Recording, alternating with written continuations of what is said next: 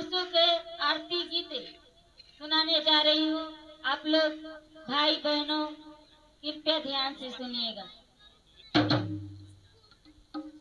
मैं तो आरती उतारू अपने भीम बाबा की, मैं तो आरती उतारू अपना भीम बाबा के, मैं तो आरती उतारू अपने भीम बाबा के, मैं तो आरती उतारू अपना भीम बाबा के, भीम बाबा के हो रविदास बाबा के, ओ भीम